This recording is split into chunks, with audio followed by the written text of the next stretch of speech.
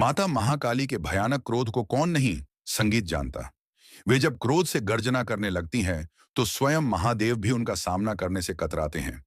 वहीं शिव के ही रुद्रावतार हनुमान जी की अपार शक्तियों के बारे में क्या ही कहना। वे जब क्रोध से हुंकार भरते हुए गधा चलाते हैं तो समस्त भूमंडल कांप उठता है। दोनों ही परम शक्तिशाली धर्म की ध्वजा है। फिर ऐसा क्या हुआ कि हनुमान जी के पंचमुखी रूप और क्रोध से गर्जना करती महाकाली के बीच अत्यंत ही भयानक युद्ध छिड़ गया। दरअसल यह महायुद्ध महाकाल की नगरी उज्जैन में घटित हुआ, क्योंकि अचानक एक रात उज्जैन के शिप्रा नदी के पास ही स्थित महाकाली के गढ़ कालिका मंदिर के आसपास संगीत की धरती ऐसे हिलने लगी मानो प्रलय होने वाला हो। वहीं गढ़ कालिका मंदिर में विराजमान माता महाकाली को भी इस अचानक हुए बदलाव से बड़ा ही आश्चर्य हुआ। माता महाकाली को अपनी शक्तिपीठ की सीमाओं के भीतर किसी प्रचंड दिव्य तथा बेहद शक्तिशाली ऊर्जा के प्रवेश का आभास संगीत हुआ। उनका क्रोध बढ़ने लगा और देखते ही देखते वे अपने विकराल रूप में आकर क्रोध से गर्जना करती हुई बोली, शिव शक्ति के इस क्षेत्र में कौन है जो बिना अनुमति के प्रवेश की गलती कर रहा है?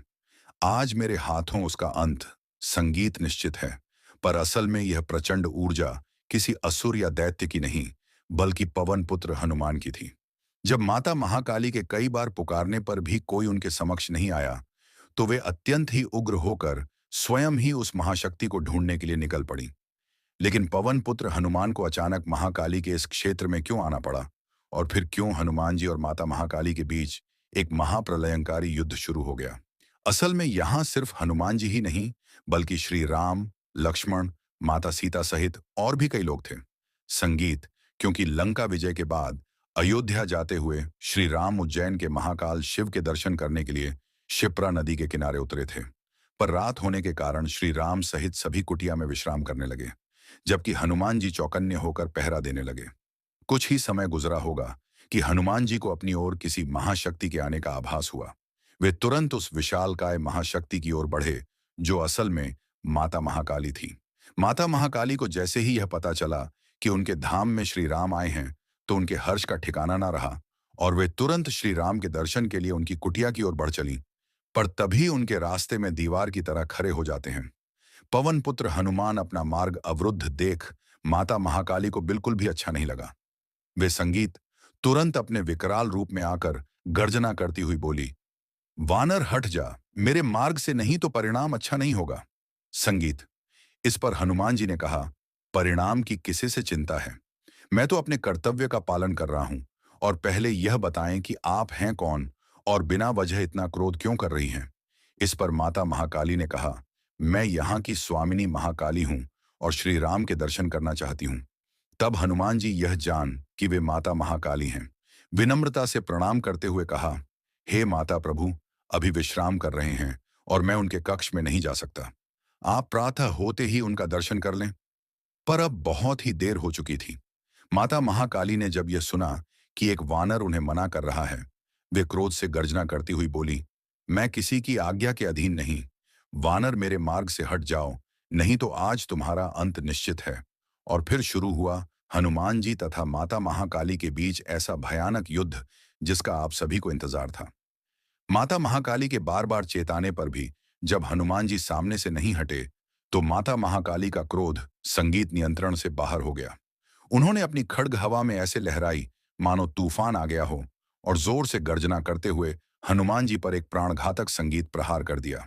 हनुमान जी ने भी बिजली की गति से अपनी गधा से उस खड्ग की ओर प्रहार किया और जैसे ही वह खड्ग और गधा आपस में टकराए वैसे ही ऐसा विस्फोट हुआ मानो प्रलय आ गया हो।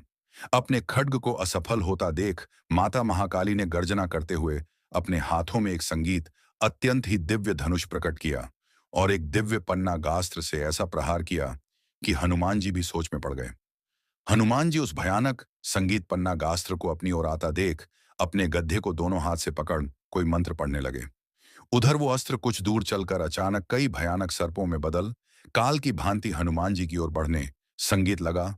और जैसे ही वह सर्प हनुमान जी के थोड़ा नजदीक आए, हनुमान जी ने अपने गधा को छोड़ दिया। उनकी गधा अचानक अनेकों दिव्य गरुड़ में बदल गई और माता महाकाली के अस्त्र से निकले सभी सर्पों को नष्ट कर दिया। और अपने इस अस्त्र को संगीत नष्ट होता देख माता महाकाली न जाने क्यों एक रहस्यमयी मुस्कान के साथ हंस पड़ी और तभी हनुमान जी ने एक विशाल वृक्ष को उठाकर माता महाकाली की ओर तीव्र गति से फेंका। और इसे देख माता महाकाली ने अपनी तलवार से एक ऐसा प्रहार किया कि वह वृक्ष रास्ते में ही नष्ट हो गए। पर इस बार न जाने क्यों माता महाकाली ठहाके मारकर हंसने लगी। हनुमान जी यह समझ नहीं पा रहे थे कि माता महाकाली इस प्रकार हंस क्यों रही है।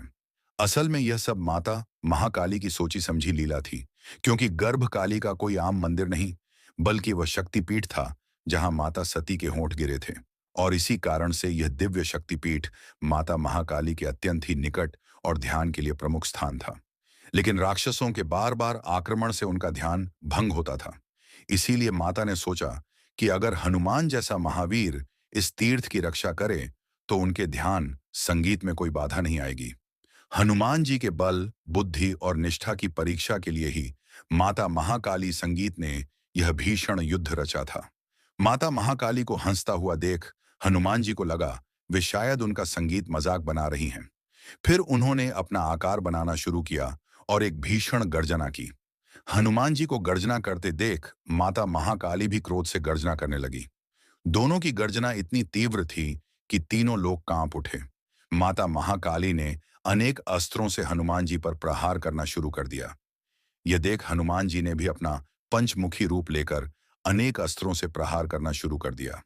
पर अभी संगीत तक तो माता महाकाली बस खेल ही रही थी, क्योंकि जैसे ही हनुमान जी ने अपना पंचमुखी रूप लेकर उनके सभी अस्त्रों को नष्ट कर दिया तो माता महाकाली क्रोध से तांडव करने लगी और अब उन्होंने अपना अमोघ त्रिशूल लहराना शुरू कर दिया।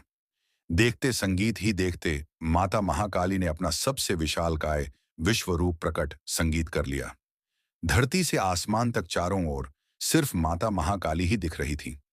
ये देख हनुमान जी तत्काल छोटे रूप में आ गए और प्रणाम करते हुए माता संगीत महाकाली को शांत होने के लिए प्रार्थना करने लगे, क्योंकि वे जानते थे कि अगर माता महाकाली ने अपना त्रिशूल चला दिया तो यह पृथ्वी इसी समय नष्ट हो जाएगी।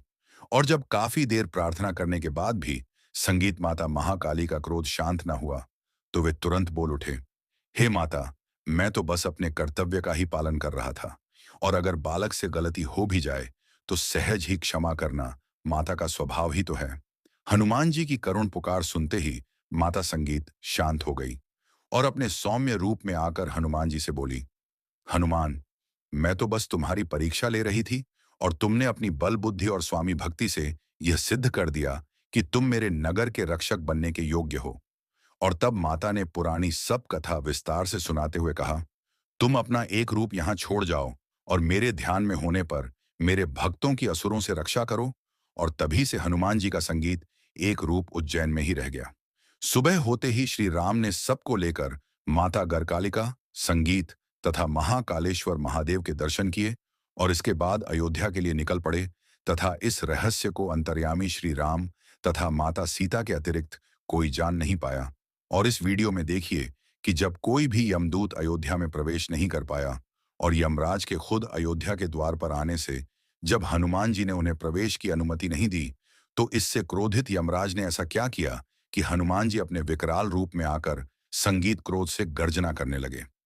अगर आपको इसका पार्ट 2 देखना है तो इस वीडियो पर 10,000 लाइक और कमेंट में जय श्री राम लिखें और सब्सक्राइब करना ना भूले। इस वीडियो पर 10,000 लाइक हुआ तो इसका पार्ट 2 जल्द आएगा।